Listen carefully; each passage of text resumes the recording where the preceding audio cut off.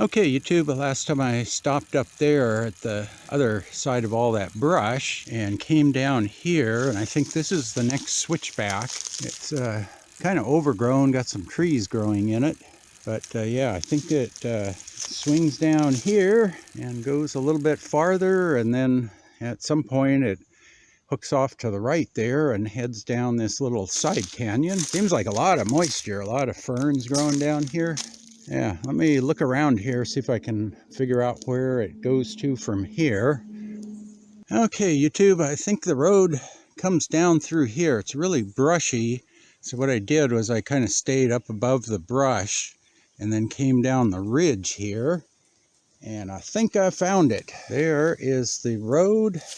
It's all covered in trees right there. And then it's a big washout, and then it continues down there. This is really neat down here. Really steep too. Look at that.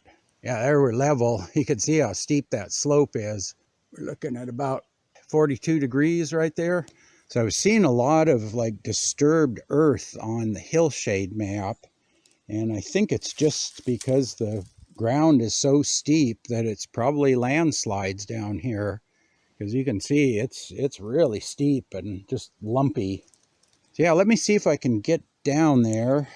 Okay, yeah, hike down a ways down the road here. Yeah, maybe I can go down there to that big tree, see what's around the corner. Okay, yeah, this is around the corner here. And I think we're starting to get into this slide that came down the gully.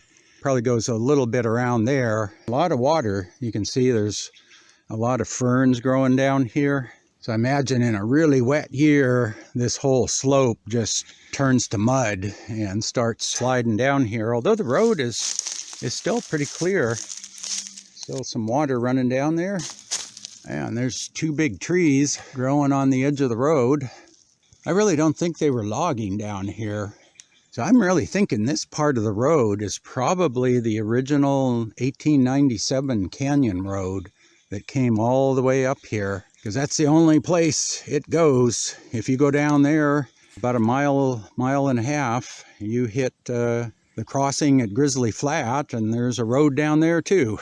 Yeah, I just had to catch this shot here. This is really pretty down here. All these big trees growing down here in the bottom of the creek. So I think this is branch D right here. I'll have to check on the topo map, and I think this side canyon comes in over there. So let's see if I can follow the road up far enough and see if I can see that confluence. Okay, so this is interesting. This is that big washout in the road, and there is a fence post. So that fence post looks like the ones that are up above on that road. And it looks like there was a wire staple or something holding it to that tree branch. That is puzzling. Why is there a fence post way down here?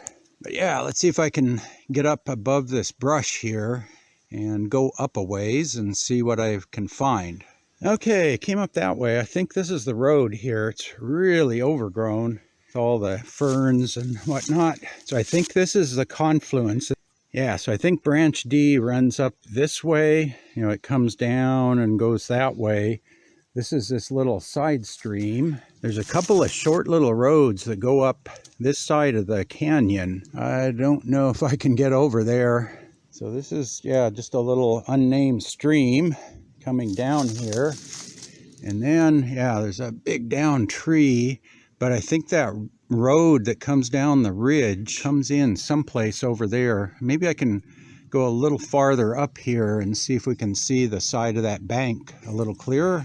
Yeah, it sounds like there's a little bit of a waterfall down there. Pretty steep climb to get down and look at it. But yeah, this is the other side of this little canyon here. And I think this might be the bottom of that road. On the hillshade map, it's kind of washed out up there, but then you can see there's like a switchback down at the bottom, and that looks suspiciously like what's on the hillshade map.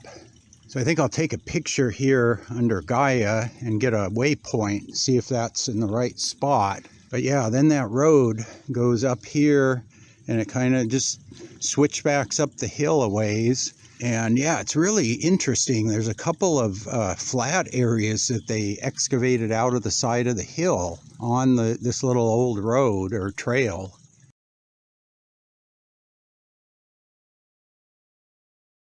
So I'm not sure what that was for.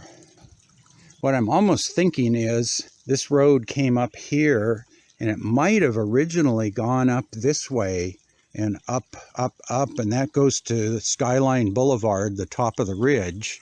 But this road, I think, was more built like for horses or horse traffic, because it's really sharp switchbacks. Like there's no way you could really drive a truck or something up there. So maybe they built this road later as an easier way to get up the hill with a truck. I think this is the road right up here. Yeah, maybe I'll follow it up a little bit and then we'll finish off the video. Okay, man, that was a climb. So I was way down there, kind of that far tree there between those two trunks, and bushwhacked all the way up, I think what was the original road, and it came up along here and then came around here. And according to the hillshade map, there used to be one big sweeping turn down to there. You can see this whole thing here looks like it slid out from here down and took it out. So I think what they did was, this is where they came in and they cut the road that way.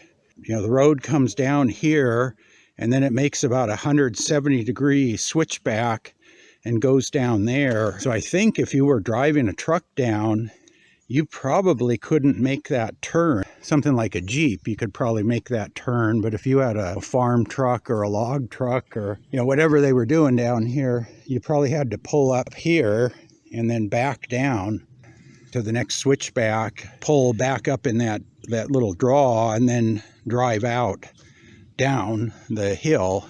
So it looks like they probably tried to recover the road. You know, after it washed out here or slid out, they probably came in and rebuilt this, you know, tried to make the best of it. At least I got to the bottom of branch D down there. That was one of my goals, and I followed this road all the way down there. Now I've got to just decide what I want to do, if I want to go down the canyon a ways, maybe to that gully and then come up that gully. And then there's also the road or trail that's on that side. That one I'm not sure of because it takes a long time to get down here, and then I'd have to go up. But all the interesting stuff on that trail is down near the bottom. So I'm trying to decide if I want to come down here and hike up, or do I want to do like I did on New Year's Day and drive to the top and try to find the trail and hike down. Because that way I could spend 3, 4, 5 hours hiking down and up, and then I could just drive home. Versus here, I've got to get down here, and then I've got to climb about 250 feet on foot back up to the bike, and then I've got 18.5 miles to ride to get back home. So in fact, I've got to get going because it's a little after 6, and I want to get to the bike about 6:30, and that'll put me home about 8, right about sunset. Now there's also signs of something up this way, and I've also found a road that comes off of Grizzly Flat a little farther up that might come down here too. So maybe I need to look for that. I did get down here, so good. I can check this one off the list. If I can come up with a plan, I might be back down here. Although it's getting a little bit late in the season. At some point, I've got to ditch the pants, and I've got to put an extra water bottle in my bag on my bike, and so I don't have room to carry the pants unless I want to strap them on top.